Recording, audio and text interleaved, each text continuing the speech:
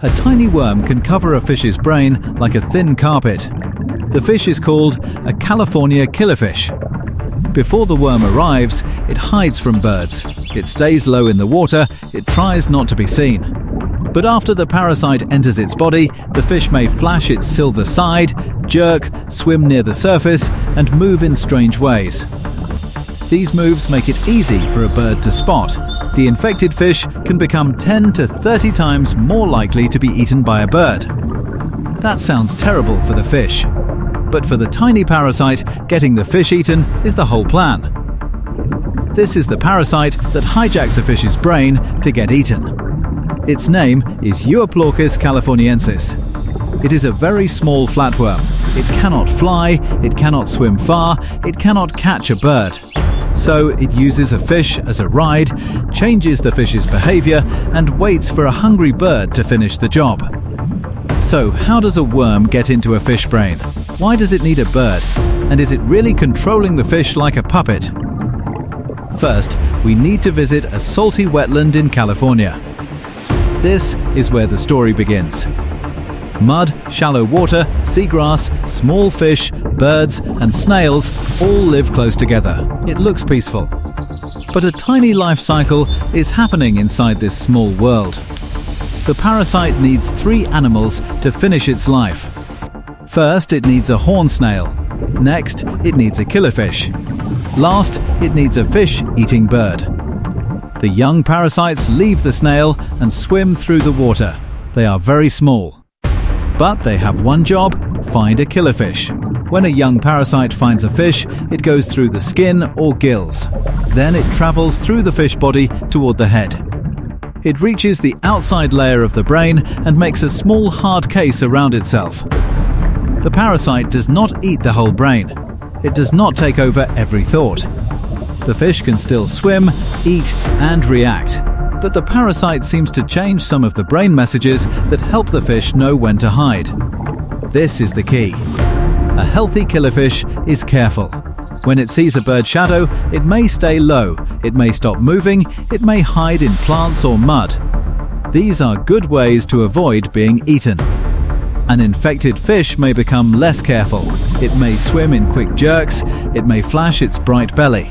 It may move closer to the surface. It may show itself at the exact time it should be hiding. To a bird above the water, that strange movement is easy to see. A still fish is hard to catch. A flashing, jumping fish is like a small sign saying, "Food is here." Then the bird swoops down and eats the fish. For the fish, the story ends. But for the parasite, it has finally reached the place it wanted all along: the bird's gut. Inside the bird, the parasite grows into an adult worm. It makes eggs. The eggs leave with the bird waste. A snail eats them. The parasite returns to a fish. Then it waits for another bird. The whole circle starts again. This is why getting the fish eaten is not an accident. The parasite needs the bird to finish its life. If the fish stays safe forever, the parasite never gets to become an adult. But how does such a tiny worm change a fish's behavior? Scientists do not know every detail. The brain is very hard to study, even in people. But studies have found changes in brain chemicals in infected killifish.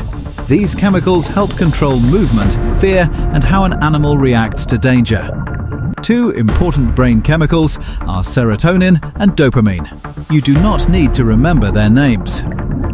The simple idea is that they help the brain decide when to slow down, when to be careful, and when to move. In infected fish, these signals can change. The fish may become more active, more restless, and less afraid of danger. It is not that the worm tells the fish, "Swim up now." It may be changing the fish's normal fear system, making risky moves more likely. This is important. The parasite is not a tiny person sitting in the fish brain with a remote control. It is changing the body in a way that changes behavior. The result looks like mind control because it helps the parasite get what it needs. And the more parasites the fish carries, the stronger the strange behavior can become. A fish with many parasites may flash, jerk, and move out in the open more often than a fish with only a few. This makes the life cycle very smart, but also very cruel. The parasite does not need to kill the fish itself. It makes the fish easier for a bird to catch. The bird does the last part of the work. This is one of the strangest ideas in nature. A parasite can change an animal's chance of being eaten, not because it wants to hurt the animal, but because being eaten is the parasite's ticket to the next part of life. But the killifish story is special because the parasite lives right on the brain. It shows that changing a few brain signals can change what an animal does in the world. Still, we should not think every sick fish that moves strangely is being controlled by a parasite. Fish can move oddly when they are hurt, scared, or sick for many reasons. Scientists compare infected fish with healthy fish many times before they say a parasite is changing behavior. In this case, the pattern is clear. Infected killifish make more risky moves. Birds eat them more often. The parasite reaches birds and makes eggs. The changes help the parasite finish its life cycle. The parasite is very small, but its effect can be big. If many fish in one wetland carry the worm, more fish may be eaten by birds. More parasites may reach birds, more eggs may return to the snails. A tiny worm can change the path of food through a whole wetland. This is why parasites are important. People often think they are only bad or strange, but parasites are part of nature. They connect animals in ways we cannot see. They can change who gets eaten, where animals move, and how food travels through an ecosystem. The California killifish has no idea why it feels less careful. It does not know small worms are sitting near its brain. It only knows its body is telling it to move. A bird sees the movement from above. It does not know it is helping a worm. It only sees a fish meal. The horned snail does not know it is carrying the first part of the plan. It only eats what is in the mud. Each animal is doing what it normally does. The parasite is the one connecting all the steps. So why does this parasite hijack a fish brain to get eaten? Because the fish is not the final home, the bird is. The parasite changes the fish's fear and movement just enough to make it easy to see. Then the bird eats the fish, and the parasite gets a new start inside the bird. In shallow wetland water, a small killifish moves near the surface. A thin shadow passes above. A healthy fish might hide, but this fish jerks, flashes, and swims where the light is clear. A bird sees the shine, dives down, and takes the fish. For the fish, it is the end.